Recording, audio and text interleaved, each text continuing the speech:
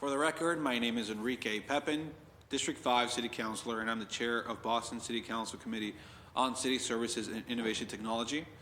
Today is November 20, 2025. The exact time is 10:05 a.m.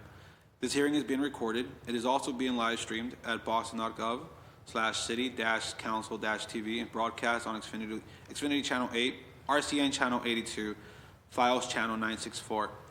Written comments may be sent to the committee email at ccc.csit@boston.gov and will be made a part of the record and available to all councilors. Public testimony will be taken during this hearing. Individuals will be called on in order in which they signed up and will have 2 minutes to testify.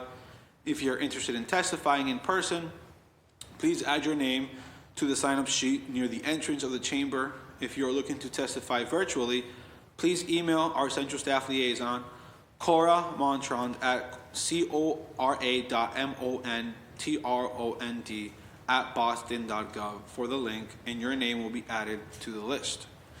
Today's hearing is on docket number 1748, order for a hearing to discuss city services in regard to composting and the need for increased composting services.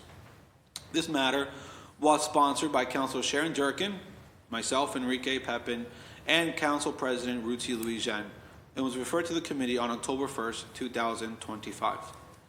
Today, I am joined by my colleagues in order of arrival, Councilor Sharon Durkin, and myself.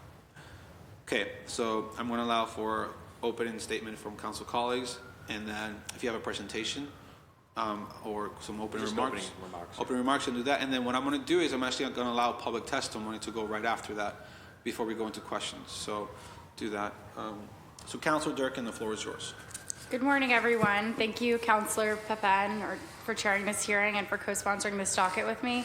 Boston's composting programs, Project Oscar and curbside composting, have proven to be incredibly popular with residents. In response to growing demand, the city's expanded curbside composting, launched in 2022, from its initial 10,000 households to 30,000 households in buildings with 6 units or fewer.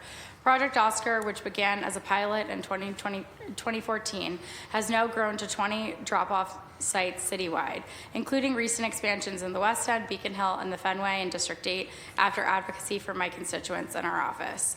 It is inspiring to see how residents are committed to sustainability. Food waste makes up a substantial share of what ends up in landfills and contributes to 58% of global methane emissions. Reducing this waste helps us meet both the city and state waste reduction goals and moves us towards a cleaner, more sustainable, and more rodent-resistant Boston. But now we are treading water. The city has paused further expansion of these programs because they are costly, and our region lacks the infrastructure and processing capacity to meet the growing demand. Our contracted composting facilities are at capacity. More than 400 residents remain on the waiting list for curbside composting, and more neighborhoods are requesting Project Oscar bins.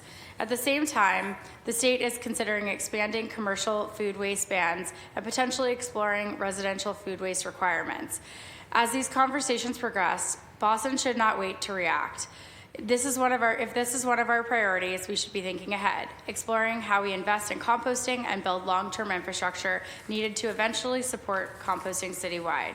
As climate change continues to accelerate, emission reductions and sustainable practices become increasingly necessary, and getting ahead of the curve will allow us to scale equitably and sustainably.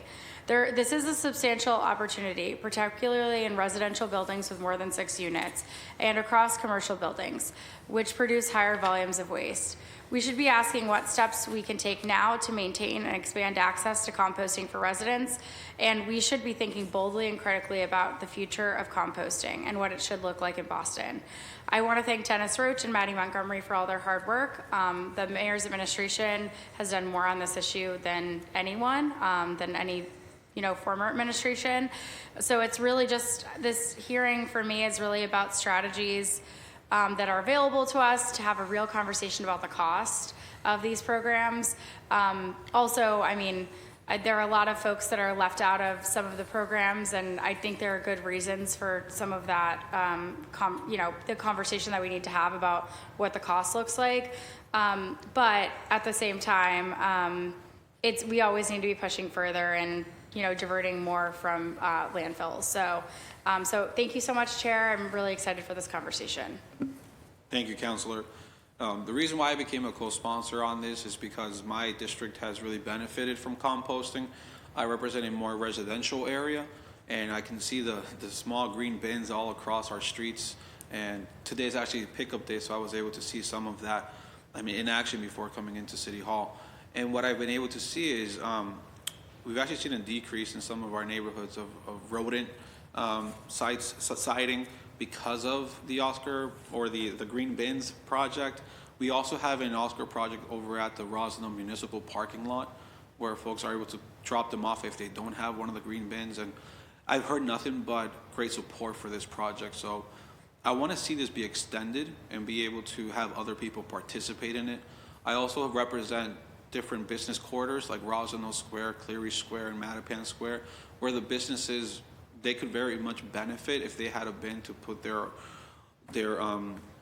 food waste in, so that they're not throwing it out in the trash bins, which attracts more rodent populations in our neighborhoods.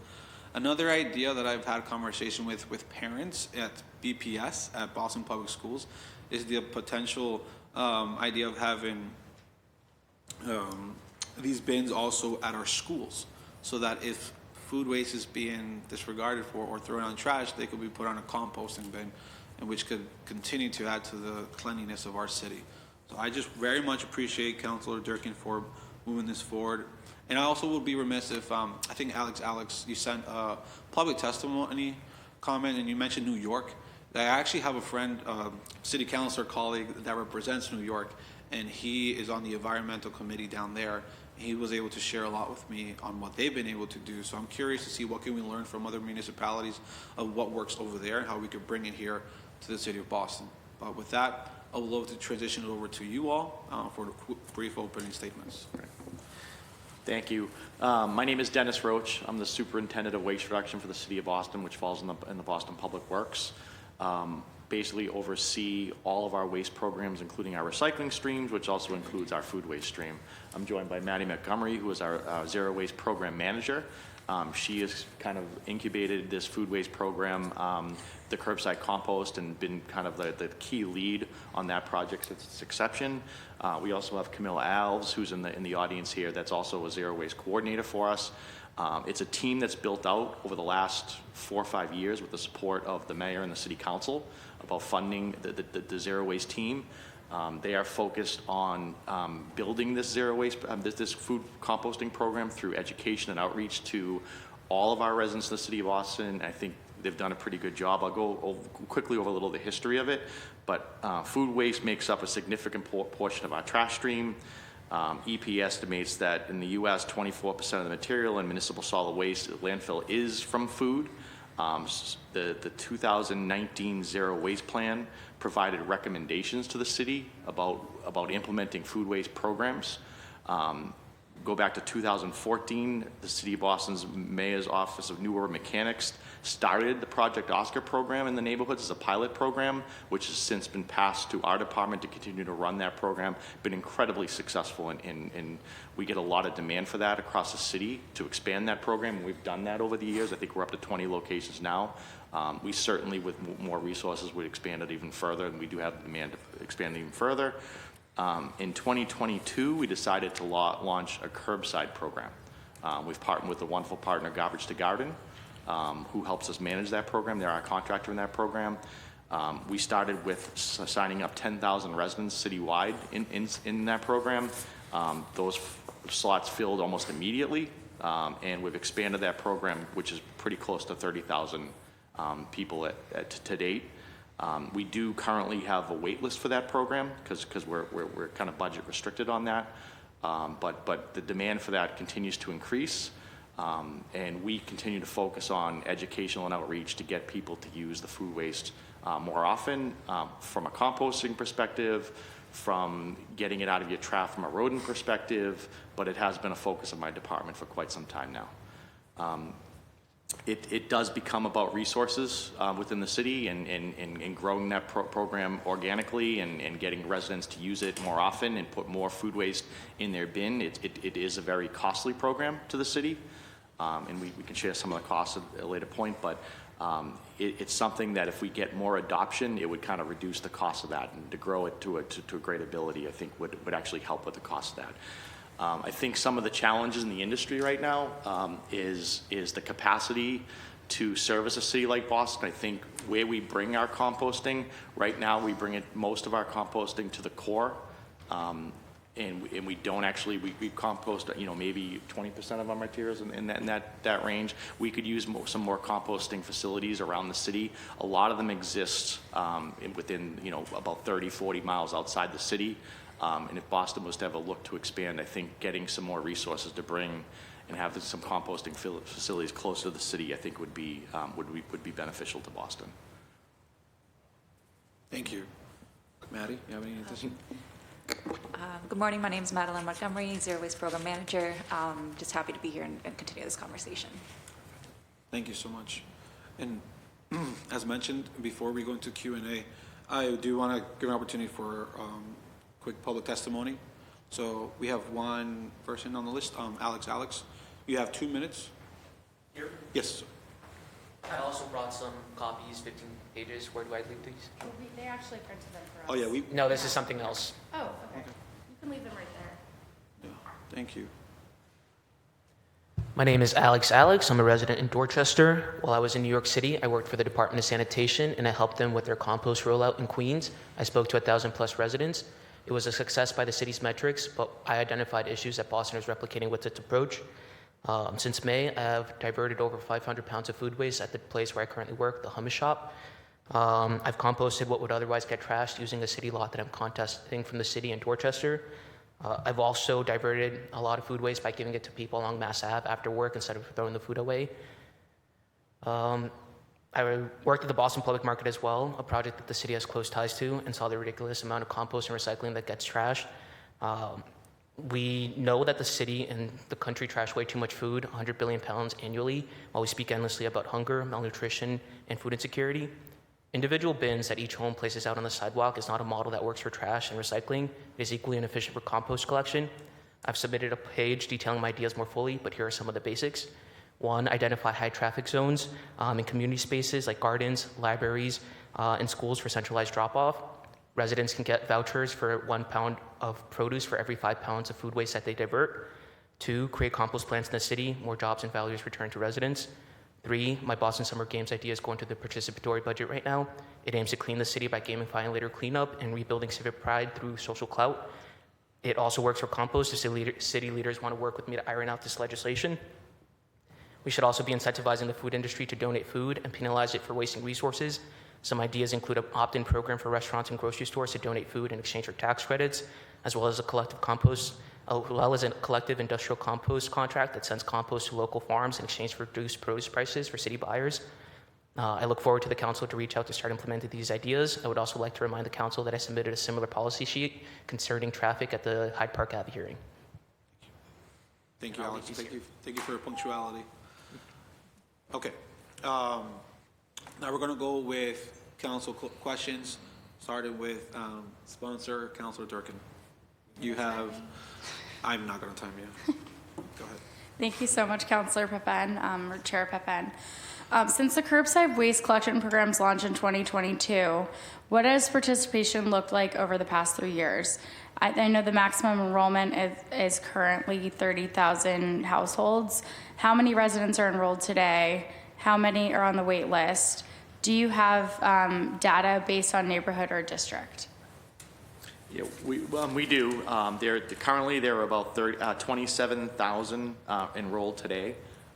27,000, a little bit over 27,000, 27,547 to be exact, households enrolled today, and there are 638 people currently on the wait list today. And so you could probably take them off of the wait list, given that So right now, the city, due to budget restrictions, we're in a hold and a freeze on adding more people, and we're hoping that over the next budget cycle, we'll be able to bring these people off the wait list. Okay. What do you quantify as the current cost of both the curbside composting program and Project Oscar? The curbside, the operating budget for the curbside composting is $3.3 million. And the Project Oscar program is about $135,000 for the 20 locations. Okay. That doesn't include the cost of expansion. If we would expand it, you'd have to buy more bins and things like that. But Okay. that's what it is to operate the Project Oscar. Do you have an estimate on the cost of per ton of food waste processed through these programs? We have tried to come up with some estimates. It's pretty costly in terms of like what we're getting per ton now. It's roughly for collection and disposal, it's somewhere in the $1,000 a ton range, which is fairly costly. That's why we're doing a lot of our focus on educating residents on how to use the bins more effectively. The more food waste we get in the stream, the lower those costs will kind of drive down. Does the data to you demonstrate that the citywide impact and success of these programs so far? Yeah, I mean, the programs are incredibly successful. I think, getting it out of our stream has multiple effects. I think it's taking stuff out of landfill and those things and getting them into compost. I think there's a lot of benefits to that. I think, as the council mentioned, I think getting food waste out of our trash stream helps with the rodent population immensely. So I think along those things, and I also think Boston has been a very forward-looking city, and we're looking at future waste bans that are coming down from Mass DEP. And we just went through the mattress ban, which was impactful to our city, and luckily we were able to kind of scale up. Hopefully they give us a heads up next time. Exactly. Yeah, so we're getting a little bit more heads up from Mass DEP that they're looking at bans coming down the pike, and I think Boston is in a great place for having a system and a structure in place to service those bans and the ability to scale up. It's going to become about resources and costs.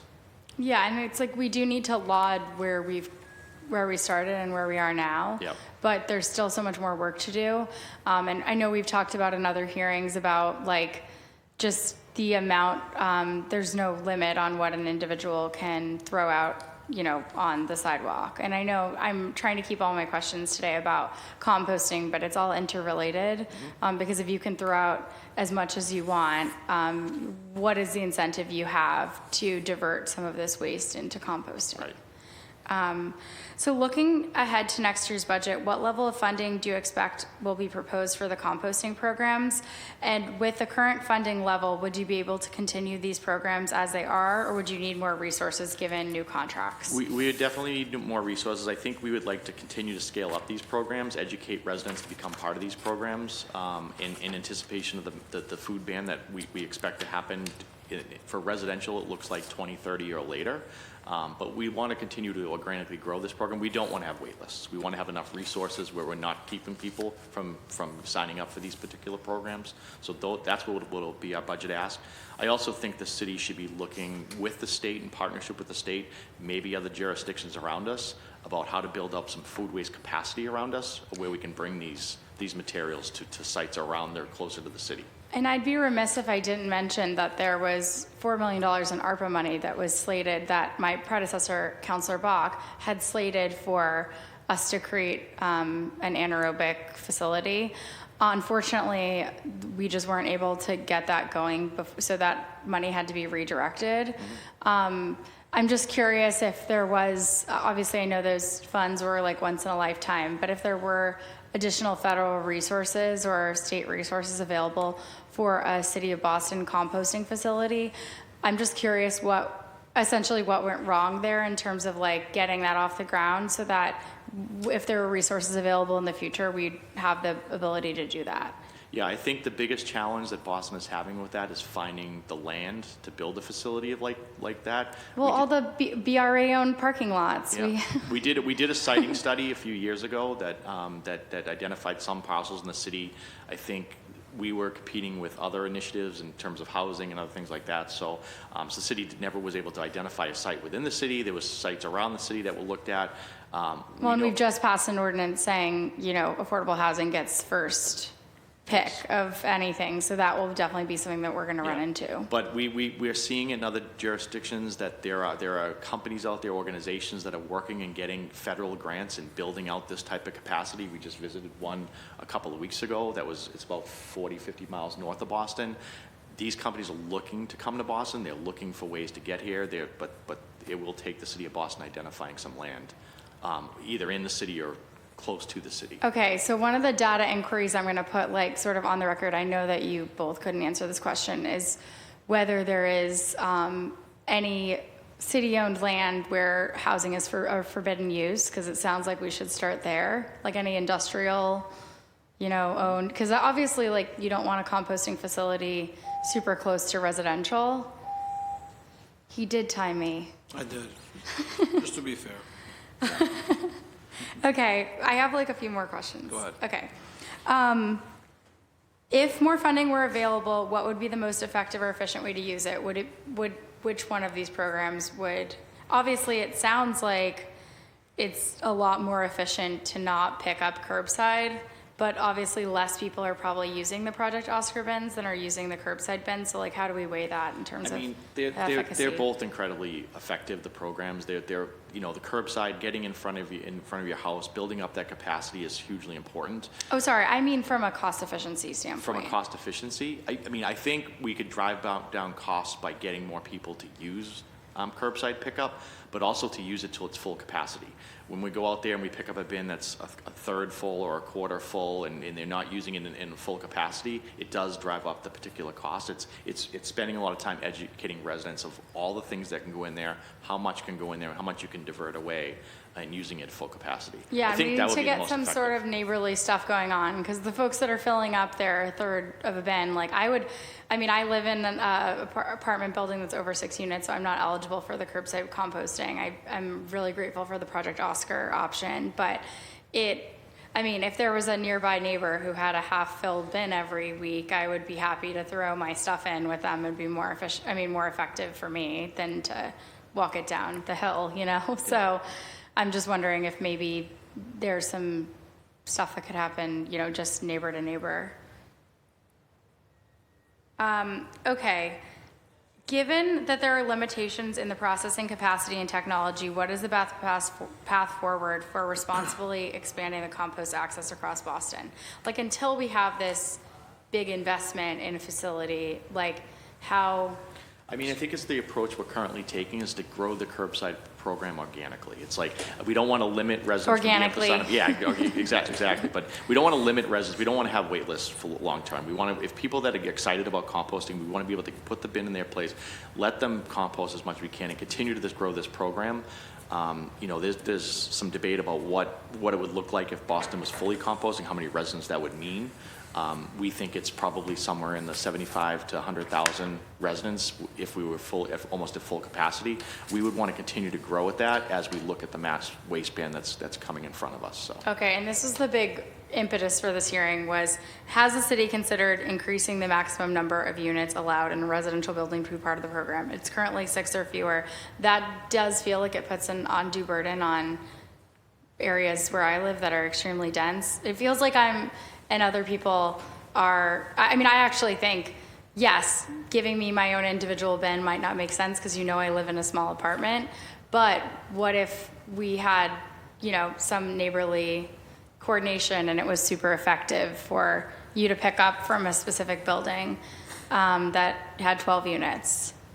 Yeah, so that's a deeper question in terms of like our trash and recycling streams. It's very difficult for municipalities to service large buildings on the trash and recycling, and we do the same restrictions with our CRT materials, with our mattress bans. It's very hard for cities to service. We are one of the only cities in the country that services large buildings for trash. Most other cities do it privately, that it's a responsibility of the building.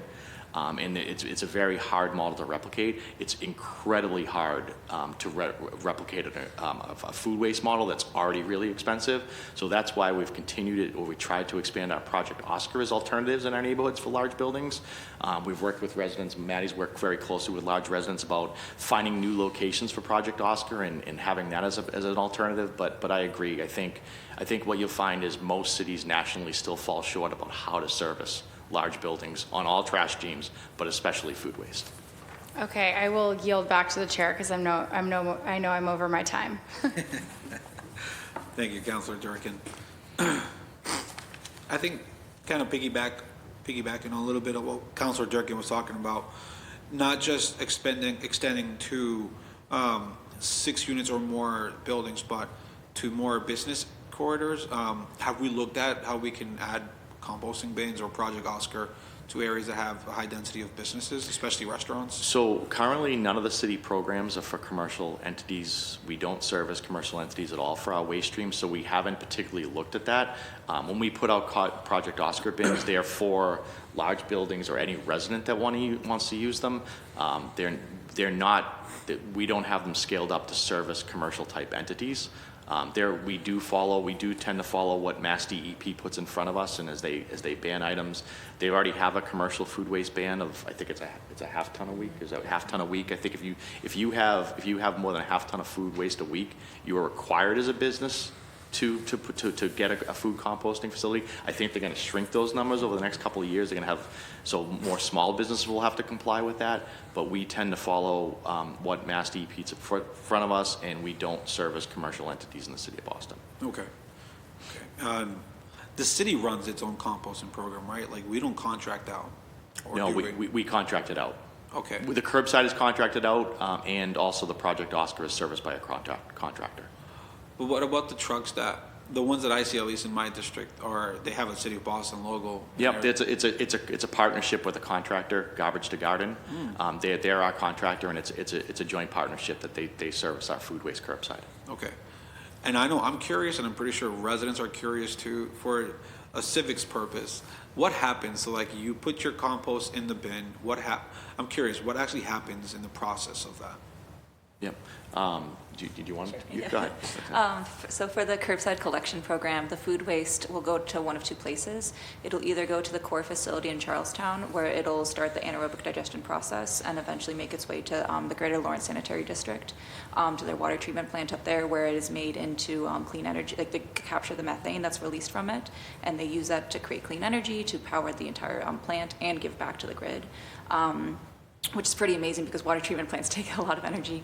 And then otherwise, sometimes the food waste will go to Bricken Farms in South Hamilton, Massachusetts, where it's made into compost, which can then be used and added to soil. For Project Oscar, all of those food scraps go to composting, and Black Earth, our vendor, has a composting site in Manchester by the Sea in Massachusetts. Okay. I'd love to take a trip one day, see how it all works. Definitely. Yeah. Okay, that's great. Dennis, I heard you say, like, it would be a goal to extend the program, and in terms of budget, like, is there a number that could help extend it? Just to help us continue to grow it organically at the curbside, it's $3.3 million now. We had to put it on a wait list over a $500,000 addition in budget that we didn't get. That's why we had to create the wait list. So just to continue to grow that 3.3 becomes 4, and then we can continue to grow that across the city and just allow people that want to participate in this program to continue to do so. Okay, good. Just to have that in the back of my head. Yep. Before budget season gets here.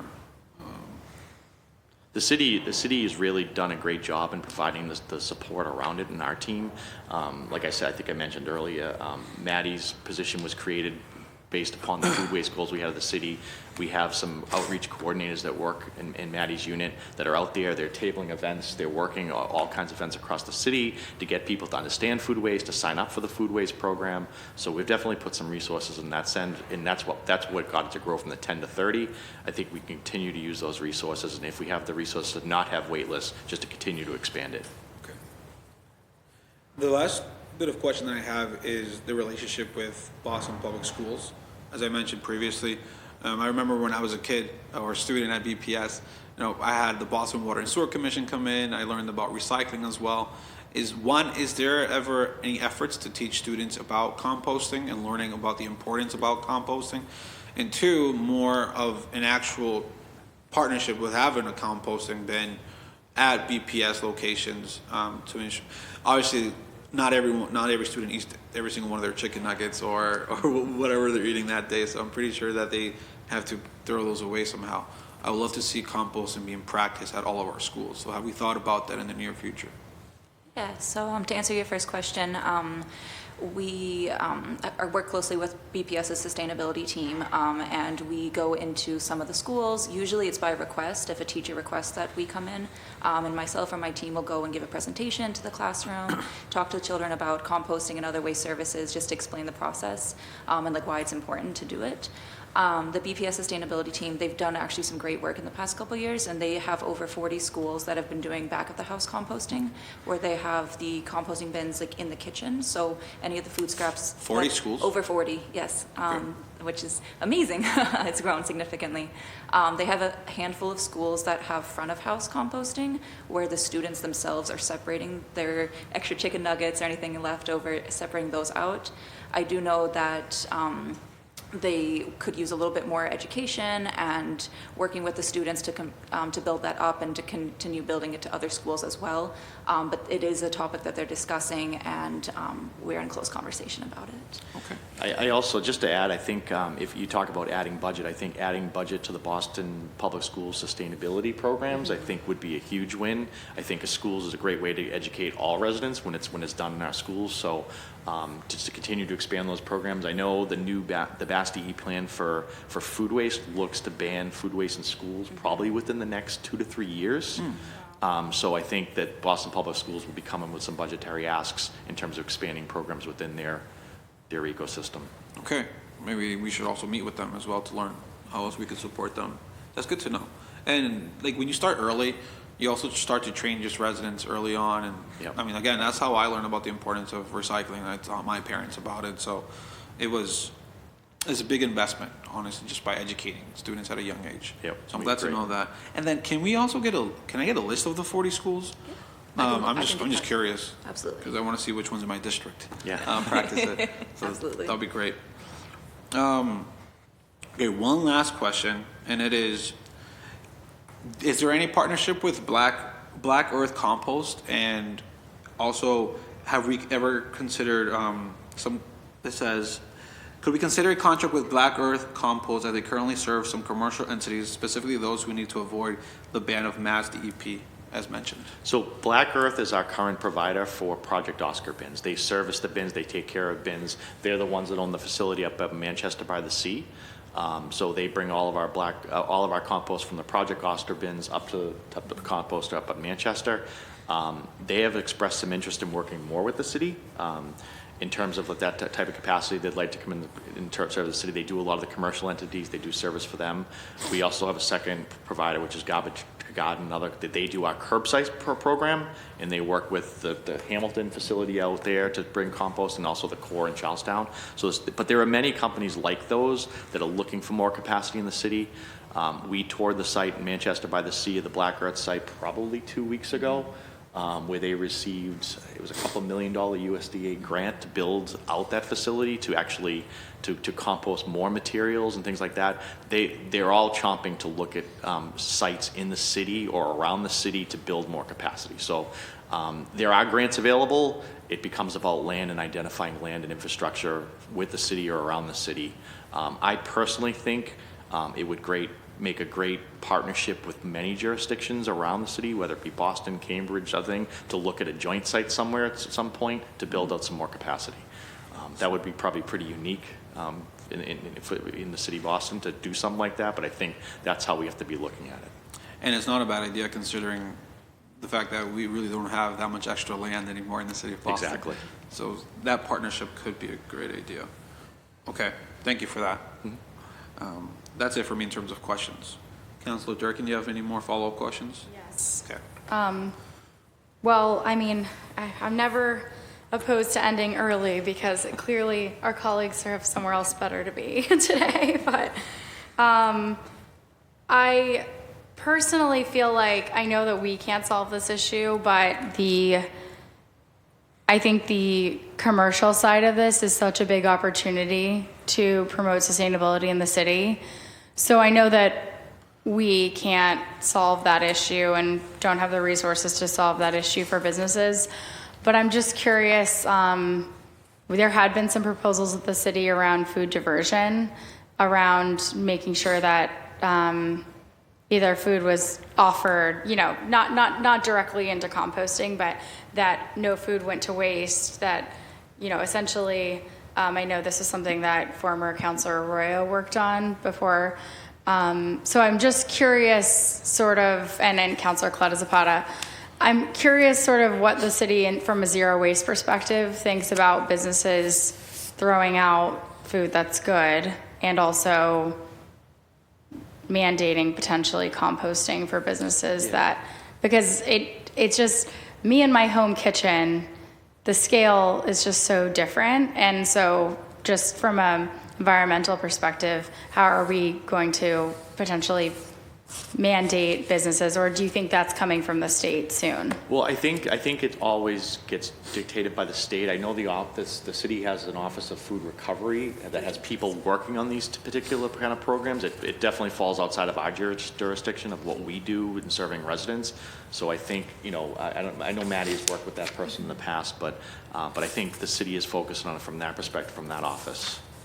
It just feels like in terms of zero waste, I know that we're focused on residents, but it just feels like from the scaling perspective that we could have bigger impact by solving the regulatory issues with businesses, or even like at the, and I know this isn't you, but sort of at the point of permitting the business, ensuring that they have a plan for their waste.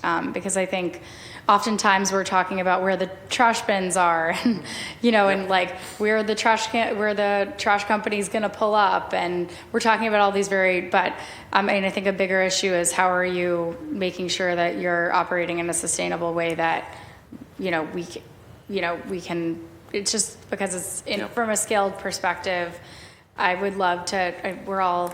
We all care about our own personal responsibility, but it all feels like the Jimmy Carter malaise speech a bit, to be like, make sure that you throw out your one portion of macaroni that, and you do it in some sustainable way, when there are companies that are throwing away trays of things that would, be important for that to like move in a direction. Yeah. So it's like, I know I touched on that a little bit in the hearing order.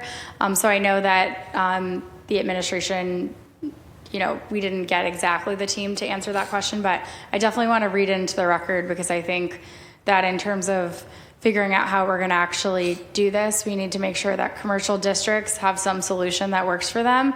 And even I think the city assisting in making sure that certain commercial districts are connected with the right resources to be able to do that. Because I think about, I have Causeway, Newbury Street, Boylston Street, sort of the Tremont Street, like these sort of big business corridors that if they were all partnering together on a sustainable solution, it would likely be a lot cheaper for them, similar to what we're dealing with. Yeah, and I think we're kind of at the forefront of that when it comes to the Mass DEP issued the ban with half a ton of food waste per week, and I think that mostly qualifies for bigger businesses, but I think they're going to lower those thresholds over the next 2 years, and I think you're going to see more kind of enforcement on those levels, and you look inside the city, and it's probably expansion of the site cleanliness permit within ISD, which requires you to file a trash plan.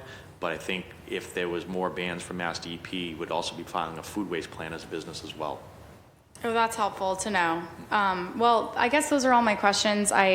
Obviously, you both have been so transparent and available, so I know that a hearing is not the only way to reach you, and I'm just really grateful for all of your work. I think it's so important that we have the opportunity to talk about these issues, because there are major trade-offs, budget-wise, but we are all interested in making sure that we're diverting as much food waste from landfills as possible. And I know that the administration shares that goal, and we're just all trying to row together. So I think you can count on our support during the budget process, and we're really grateful for the work that you do. Thank you, Councillor. I do have one question that I've been curious about. I remember a while back, before I worked for the city, I tried to get donations. Like, there's a Dunkin' Donuts that was closing. There was a lot of extra donuts, and they were going to throw them away and ask, can I take them to donate them? They said no, but because some sort of thing that prohibits them from doing that. Is there a law that stops these businesses from donating extra food before they close? I am not aware of anything. I don't know if it's a liability or a law or what the reason for them not donating that, but I'm not aware of anything. It's not something that we in my department would be monitoring, something like that, but I'm not aware. Do businesses get to come up with their own policies? I would think businesses would have some of their own policies based upon either a law or like I said, like a liability that they may have, but I'm not aware of any. Okay. I was just curious because Yeah. that's stood out to me, and I always thought about, like, is there something prohibiting? I mean, I know they donate to organizations, so like they, but I don't know what draws a line. Like they've worked with the city in donations on some events and things like that, Dunkin' Donuts in particular, but I don't know what makes them draw a line when where. Okay. And I use Dunkin' Donuts as an example. Yeah. I feel like that's such a Yeah. Boston thing to do. Gotta stop doing that. But like, Yeah. I'm thinking about every business in general. Okay. Yeah. That's good to know. Okay. That's it for me. Cora, do we have any virtual public testimony? No? Okay. And we've done every public testimony here. Okay, closing statements. Do you want to say anything? No? Councilor Durkin, thank you so much for being the sponsor on this and for adding me as a co-sponsor. To Maddie and Dennis, thank you so much for the work you all do. Thank you for leading our city to be just more eco-friendly and cleaner. So you have a partnership, at least in the two of us here, and our other co-sponsor. I also do want to mention that we did receive a letter of absence from Councilor Gabriela Coletta Zapata, who wished to be here, but Councilor Flynn, I was about to bang my gavel. To close out, would you like to say any closing statements before I do so?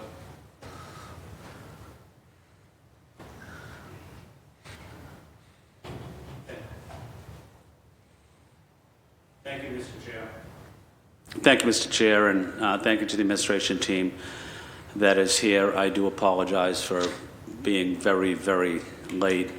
I was at a meeting with the school superintendent at Josiah Quincy School, so respect the work you're doing, Mr. Chair. Thank you for holding this, Councilor as well. Thank you for sponsoring this, and I'm going to actually take a look at the video sometime over the weekend, and thank you to both of my council colleagues and the administration team. Thank you.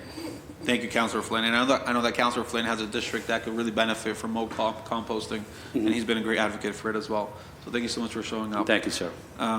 Okay, now with that, this hearing on docket number 1748 is adjourned.